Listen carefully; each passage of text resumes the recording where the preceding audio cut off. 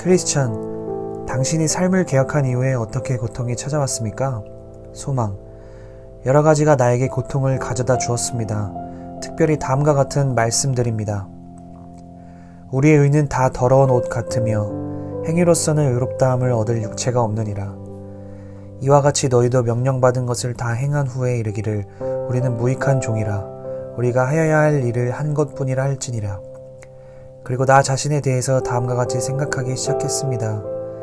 내 모든 의로움이 더러운 옷과 같다면, 율법의 행위로 아무도 의롭다함을 받을 수 없다면, 우리가 모든 것을 행했는데도 무익하다면 율법으로서 하나님 나라에 들어간다고 생각하는 것은 어리석은 것이다. 그리고 나는 다음과 같이 생각했습니다.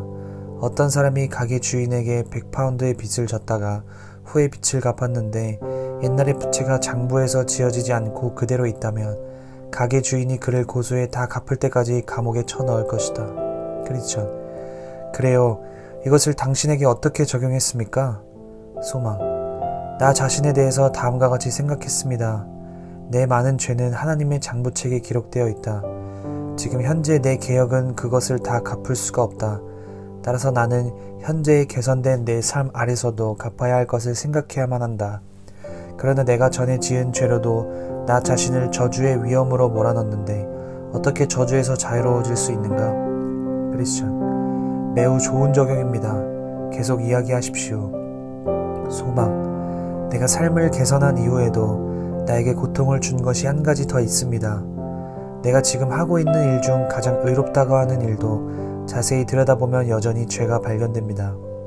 내가 가장 의롭다고 자부한 행위와 새로운 죄가 섞여 있는 것을 볼 때 단 하나의 의무를 행하지 않아 지은 죄만으로도 나는 지옥에 가는 것이 마땅하다는 생각을 하게 됩니다.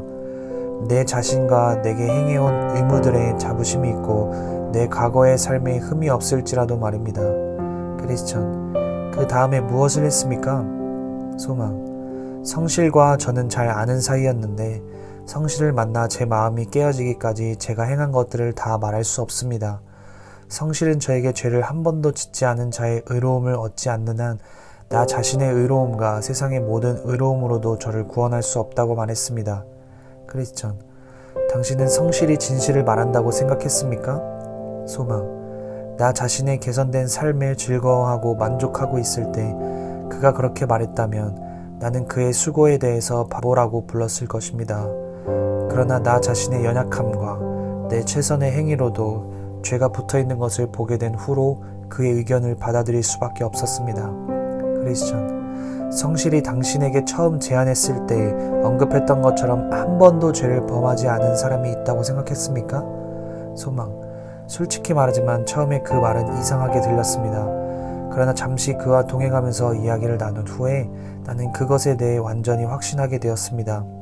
크리스천, 당신은 그 사람이 누군지 그리고 어떻게 그 사람에 의해서 당신이 의롭게 되는지를 물어보았습니까? 소망, 예, 성실은 그분이 가장 높으신 분의 오른편에 계시는 주 예수님이라고 말했습니다. 따라서 성실은 당신은 그분에 의해서 의롭다 여김을 받아야 하며 그가 육신으로 계시는 날에 그분 자신에 의해서 된 것들과 나무에 달려 고난받으신 것을 신뢰해야 한다라고 했습니다. 나는 추가로 그에게 어떻게 그분의 의로우심이 다른 사람을 하나님 앞에서 의롭게 하는 효력이 있습니까? 라고 물었습니다. 성실은 대답하기를 그분은 전능하신 하나님으로서 그가 행하신 것과 죽음은 자신을 위한 것이 아니라 나를 위한 것이요 그의 행하신 것의 가치는 그를 믿는 자에게 전가된다 라고 말했습니다. 크리스천, 그 다음에 당신은 무엇을 했습니까? 소망, 나는 믿을 수 없었습니다. 왜냐하면 나는 그분이 나를 기꺼이 구원하시지 않을 것이라고 생각했기 때문입니다.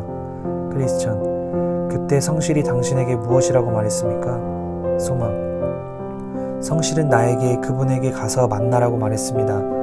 나는 주제넘은 일이라고 대답했습니다. 그러나 성실은 아닙니다. 당신은 초대되었습니다. 라고 말했습니다. 그러면서 성실은 저에게 예수님에 대한 책을 주었는데 내가 더 자유롭게 갈 수 있도록 격려하는 그분의 말씀이 들어 있었습니다. 그리고 성실은 책에 대해 천지는 없어질지언정 내 말은 없어지지 아니하리라고 말했습니다. 그래서 제가 그에게 물었습니다. 제가 그분에게 나아가려면 무엇을 해야 합니까? 그는 무릎을 꿇고 있는 저에게 힘을 다해 하나님 아버지께서 그분을 계시해 주시기를 간청해야 한다고 했습니다. 그래서 제가 추가로 물었습니다. 제가 어떻게 그분에게 간구해야 합니까?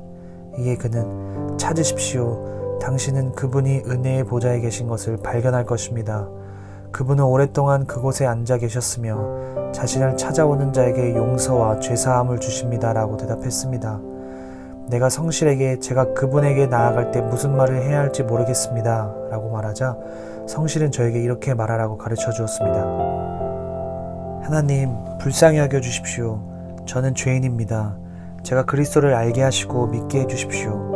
그분의 의로움이 없다면, 제가 그 의로움에 대해 믿음이 없다면 저는 전적으로 내쫓기는 것을 알기 때문입니다. 주여, 저는 당신이 자비로우신 하나님이며 당신의 아들을 세상의 구세주로 정하시는 것을 들었습니다. 더욱이 당신께서 기꺼이 아들을 저와 같은 불쌍한 죄인들에게 주신 것을 알고 있습니다. 따라서 주여, 기회를 주시고 당신의 아들 예수 그리스도를 통해서 당신의 은혜를 확장해 제 영혼을 구원하소서. 아멘. 크리스천. 그래서 당신은 하라는 대로 했습니까? 소망. 예, 하고 또 했습니다. 크리스천. 그러면 하나님 아버지께서 자신의 아들을 당신에게 계시해 주셨습니까?